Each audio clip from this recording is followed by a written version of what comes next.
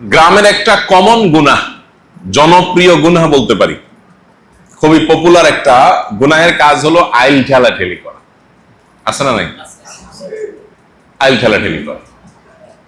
অবাক করা ব্যাপার হলো, হাজি সাহেব, গাজী সাহেব, নামাজি সাহেব, মহিলাদের মধ্যে বোরকা আলী সাহেব, হাত মোজা সাহেব, পা মোজা সাহেব, কোন সাহেবই দেখা যায় এই ব্যাপারে তার এই সেন্সও কাজ করে না। তিনি একটা এমন কাবিরা গুনাহ করছেন যেটার কোনো সমাধান নাই। যদি এই কবিরা গুনাহ রেখে দুনিয়া থেকে যান, তার সমাধান আপাত দৃষ্টিতে নেই। আইল ঠেলতে ঠেলতে ঠেলতে ঠেলতে একেবারে আরেকজনের জমি দুই হাত দখল করে ফেলছেন। আছে না নাই? বা পুকুরের পাড়ে যদি ঘর হয়, জমি থাকে, তাহলে তার কোনো কথাই নেই। পাড় কদ্দুর বাঁধানো যায়, কদ্দুর দখল করা যায়। আছে না নাই? আচ্ছা, এই মানুষটাকে যদি এক গ্লাস মদ ঢেলে দেন, যে ভাই মদটা খান, খাবে? খাবে? 1 কেজি শুকুরের গোশত কিনে সুন্দর করে রান্না করে একেবারে আয়না দেন সামনে, খাবে? খাবে না। আশ্চর্যের ব্যাপার, 1 গ্লাস মদ খেলে যতটা গুনাহ হবে, 1 কেজি শুকুরের গোশত খেলে যতটা গুনাহ হবে, আরেকজনের জমির আইল ঠেললে গুনাহ তার চাইতে কম হবে না। বরং এটা হকুল ইবাদ, এটা বান্দার হক, এটা অনেক বেশি মোর ডেঞ্জারাস ওই আল্লাহর হক নষ্ট করার চাই। মুসনাদ আহমদের এক হাদিসে নবী করিম সাল্লাল্লাহু আলাইহি ওয়াসাল্লাম বলেছেন, আদ-দাওয়াবিনু ইয়াউমাল কিয়ামাতি ইনদাল্লাহি সালাসা, কিয়ামতের ময়দানে আল্লাহর কাছে বান্দার যে মামলাগুলো তোলা হবে সেগুলো 3 প্রকারের।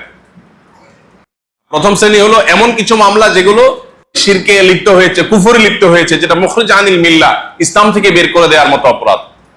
তো নবীজি সাল্লাল্লাহু আলাইহি ওয়াসাল্লাম বলেছেন, এগুলো বিনা হিসাবে জাহান্নাম, এগুলোর কোনো শুনানি হবে না।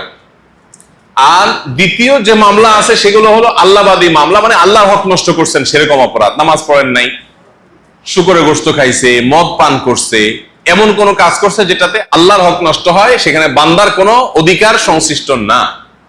এই মামলাগুলো সম্পর্কে নবী করিম সাল্লাল্লাহু আলাইহি সাল্লামের বক্তব্য হলো যে আল্লাহ চাইলে এগুলো মাফ করে দিতে পারেন, আবার চাইলে আল্লাহ শাস্তিও দিতে পারেন। কিন্তু তৃতীয় যে ধরনের মামলা আছে সেগুলো হলো বান্দার হক সংশ্লিষ্ট মামলা। যেমন আপনি আরেকজনের জমির আইল ঠেলেছেন, পুকুর পাড়ে ঘর আছে, সেই সুযোগে বাঁধাই করে আপনি মাশাআল্লাহ করে একেবারে বাঁশ টাস দিয়ে সুন্দর করে সেখানে মাটি ফেলায় গাছ টাছ লাগিয়ে দিচ্ছেন, কেউ বোঝার উপায় নাই, এত সুন্দর করে পাড় দখল করে ফেলাইছে।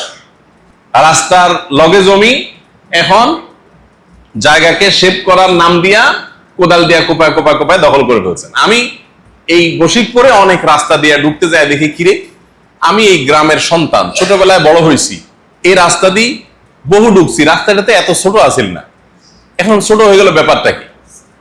আবার এমনও হয়েছে যে গাড়ি নিয়ে ঢুকছি 2-4 বছর আগে, তখন গাড়ি হনহনায় ঢুকে গেছে, এখন দেখি গাড়ি ঢুকতে চায় না, তাহলে রাস্তাটা ছোট হয়ে গেল কেন?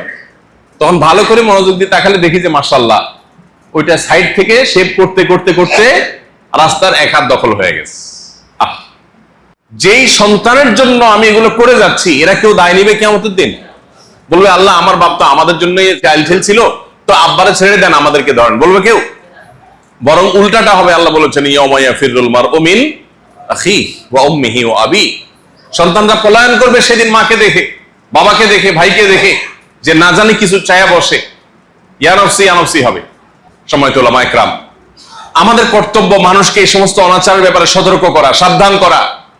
এই সমাজের মানুষের দিকে তাকালে আমাদের নিঃশ্বাস, বড় বড় নিঃশ্বাস আসে, যে মানুষ দিন দিন বস্তুবাদী হয়ে উঠছে, মানুষ দিন দিন স্বার্থপর হয়ে উঠছে।